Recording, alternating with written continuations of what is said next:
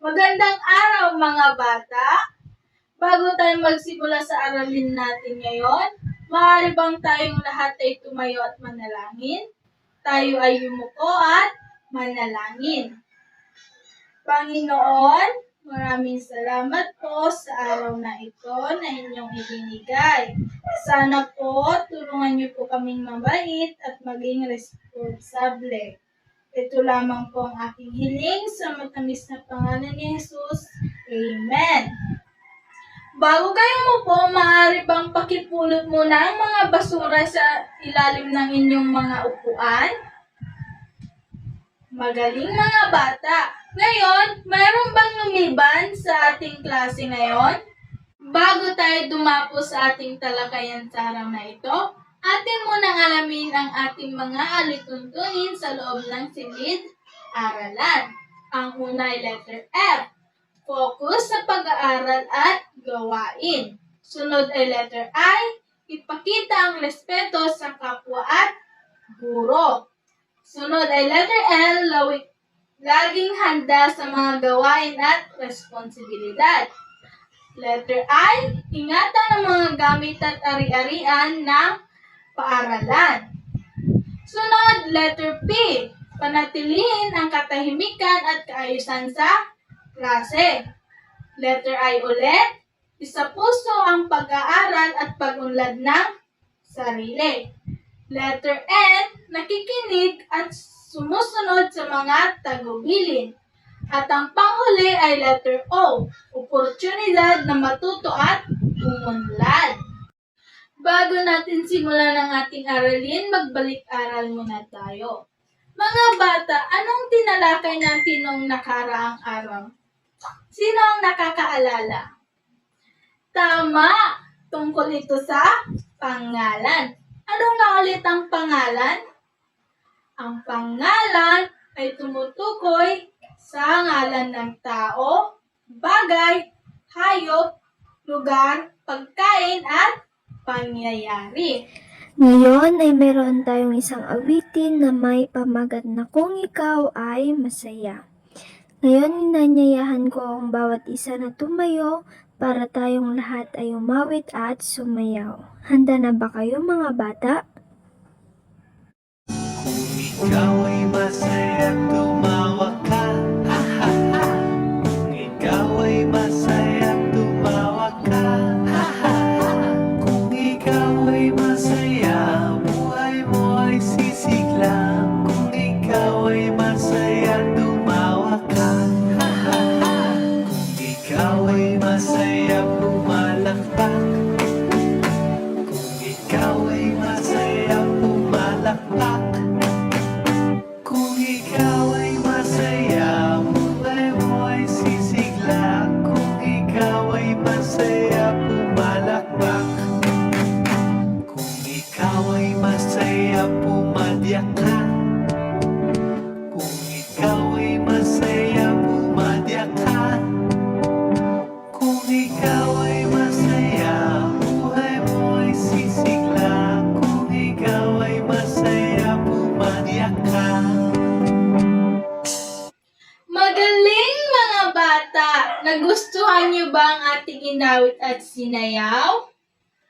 Maraming salamat! Pwede na kayong umupo. Mga bata, ano nga muli ang pamagat ng ating inawit at sinayaw? Magaling! Ang ating sinayaw at inawit ay kung ikaw ay masaya. Ngayon, anong napansin niyo sa ating inawit at sinayaw? Ano ang ating mga ginawa? Tama! Tayo ay tumawa. Ano pa? Magbigay pa ng isa. Magaling! Tayo ay pumalakpak. Meron pa ba mga bata? Tama! Tayo ay pumadyak. Mahusay mga bata! Bigyan natin ang ating sarili ng very good clap. Alam niyo ba yon mga bata? Magaling! Ngayon, gawin na natin. 1, 2, 3. 1, 2, 3. Very good, very good, very good. Bago tayo pumunta sa ating aralin ngayong araw, alamin muna natin kung ano ang ating mga layunin. Una, may papaliwanag kung ano ang kahulugan ng pandiwa. Ikalawa, mabigyang halaga ang mga kilos na ginawa sa pang-araw-araw na pamumuhay. At ang ikatlo, nagagamit ang salitang kilos sa pag-uusap tungkol sa iba't ibang gawain sa tahanan, paaralan at pamayanan. Ngayon, dumako na tayo sa ating bagong aralin. Alam niyo ba mga bata na ang ating inawit at sinayaw kanina ay may kinalaman sa ating bagong aralin ngayon? Ano nga ulit ang ating ginawa mga bata? Tama, tayo ay tumawa, pumalakpak at pumadya. Alam niyo ba kung ano ang tawag sa mga ito? Tama, ang tawag sa mga ito ay mga salitang kilos o tinatawag natin na pandiwa. Ngayon, basahin natin ang kahulugan ng pandiwa. So, ang pandiwa ay salitang nagbibigay buhay sa pangungusap dahil ito ay nagsasaad ng kilos o galaw sa tao, bagay at hayop. Maraming salamat mga bata. Ngayon, may babasahin tayong kwento. Pagkatapos nating basahin, ay may katanungan ako. Naintindihan niyo ba mga bata? Narito ang ating kwento. Basahin at unawain natin ng mabuti. Sa isang munting nayon sa Ilocos, si Lolo Isko ay masigasig na nagluluto ng masarap na pinakbet. Umaalingasaw ang bango sa buong bahay para sa kanyang apo na si Lisa. Habang si Lisa ay kumakain ng ganado, si Lolo Isko naman ay tahimik na nagbibilang ng kanyang mga benta sa araw na iyon, gamit ang kanyang mga daliri. Pagkatapos nilang kumain, si Lisa ay masipag na naghugas ng kanilang pinagkainan. Sumunod na ginawa niya ay siya ang nagwalis sa kanilang bakuran. Tinitiyak na walang ni isang kalat na matitira. Habang si Lolo Isko ay nagbabasa ng lumang dyaryo, nakasuot ang kanyang salamin sa mata. Bago matulog, sila ay taimtim na nagdarasal ng magkasama sa harap ng altar. Nagpapasalamat sa biyayang natanggap at hinihingi ang proteksyon. Naintindihan niyo ba mga bata ang ating kwento? Magaling! Ngayon, ang unang tanong ay, sino ang mga tauhan sa kwento? Tama, ang tauhan sa kwento ay si Lolo Isko at si Lisa. Pangalawa, ano ang ginawa ni Lolo Isko? Ibigay ang mga ito. Magaling! Ang ginawa ni Lolo Isko ay nagluluto, nagbibilang, kumain, nagbabasa at nagdasal. Ano naman ang ginawa ni Lisa? Tama! Ang ginawa ni Lisa ay kumain, naghugas, nagwalis at nagdasal. Tama! Lahat ng sinabi ninyo ay ginawa ni Lolo Isko at ang kanyang apo na si Lisa. Lahat ng mga ginawa nila ay halimbawa ng pandiwa o tinatawag natin na salitang kilos. Ngayon, isakilos natin ang lahat ng ginawa ni Lolo Isko at ang kanyang apo na si Lisa. Unahin natin muna ang ginawa ni Lolo Isko. Ano ang unang ginawa ni Lolo Isko? Tama, siya ay nagluluto. Paano ang nagluluto? Magaling mga bata. Ano naman ang sumunod? Tama, siya ay nagbibilang. Paano naman ang nagbibilang? Magaling mga bata. Ano ang sumunod? Siya ay kumakain. Paano naman kung tayo ay kumakain? Magaling. Ano ang sumunod? Tama, siya ay nagbabasa. Paano naman kung tayo ay nagbabasa? Magaling mga bata. At ang huling ginawa ni Lolo Isko, siya ay nagdasal. Paano naman kung tayo ay nagdasal? Mahusay mga bata. Ngayon, ang ginawa naman ni Lisa ang ating isakilos. Ano ang unang ginawa ni Lisa?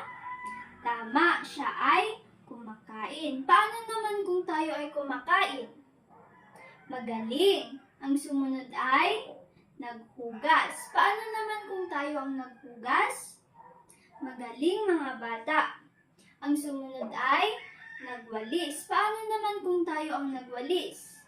Mahusay mga bata. Ano ang huling ginawa ni Lisa at ginawa din ni Lolo Isko? Tama, sila ay nagdasal. Paano naman kung tayo ang nagdasal? Mahusay mga bata. Maraming salamat. Ginawa na natin lahat ng mga ginawa ni Lolo Isko at Lisa. So, lahat na tayo ay umupo at umayos. Magkakaroon tayo ng isang gawain. Meron akong larawan na ipapakita na nagsasaad ng mga salitang kilos. Gagamitin natin ang mga salitang ito sa paggawa ng mga pangungusap tungkol sa mga iba't ibang gawain sa tahanan, paaralan at pamayanan. Meron akong 8 inihanda na mga larawan. Magtatawag kami ng isa sa bawat grupo na magbunot ng 4 na salitang kilos na gagawin ninyo. Naintindihan ba ninyo mga bata? Handa na ba kayo? Very good! Tayo ay magbibilang para alamin natin kung sino ang mga kasama ninyo. Okay, magsama-sama ang lahat ng mga group 1 dito kayo at mga group 2 dito naman kayo. Pumunta na dito sa harap ang kinatawan ng bawat grupo para magbunot. Pwede na kayo pumunta sa inyong mga kasama para umpisahan na. Itaas lang ang inyong mga kamay kung tapos na ninyo para ipakita ninyo dito sa harap. Umpisahan na ninyo mga bata. Mahusay mga bata. Ngayon, pumili na kayo ng inyong kagrupo para pumunta dito sa harap upang basahin at ipakita ang inyong mga ginawa. Nakapili na ba kayo mga bata? Mabuti mga bata. Unang grupo, pwede na kayong pumunta dito sa harap. Mahusay unang grupo. Maraming salamat. Kayo naman ikalawang grupo. Mahusay. Maraming salamat ikalawang grupo. Mahusay kayong lahat mga bata. Talagang pakita ninyo ng maayos at nagawa ninyo ng maayos ang ating gawain ngayong araw. Noong ginawa ninyo ang mga ginawa ni Lolo Isko at Lisa, ano ang inyong ipinakita? Tama, kayo ay gumalaw o kumilos. Ano ang tawag sa salitang kilos o galaw? Tama, tinatawag natin itong pandiwa. Nung kayo ba ay naghugas, kayo ba ay kumilos? Tama. Pwede ba tayong maghugas ng hindi gagalaw? Tama, hindi tayo makapaghugas kung hindi tayo gagalaw. Sa araw-araw na ating pamumuhay, tayo ay kumakain. Kung hindi tayo gagalaw, makakakain kaya tayo? Tama, hindi tayo makakakain nang hindi tayo kumilos o gumalaw. Hindi natin magawa lahat ng mga gusto natin gawin sa araw-araw kung hindi tayo kumilos o gumalaw. Kaya lahat ng mga ginawa natin sa araw-araw at ginawa ni Lolo Isko at Lisa ay nagpapakita ng galaw o kilos o ang tinatawag natin na pandiwa. Ayan mga bata, ngayon mainihanda akong inyong gawain. Maaari bang basahin natin ang panuto? Isulat sapat lang ang tama kung ang salita ay nagsasaad ng kilos at mali naman kung ang salita ay hindi nagsasaad ng kilos. Naiintindihan niyo ba mga bata? Sige, pwede na kayong magsimula. Para sa inyong tandang aralin, maaari bang ilabas niyo ang inyong mga kwaderno at kopyahin ang nasa harap? Bago yan, basahin muna natin ang panuto. Bilugan ang salitang kilos sa bawat pangungusap. Naintindihan ba mga bata? Ito ay inyong ipapasa sa ating susunod na pagkikita. Maraming salamat at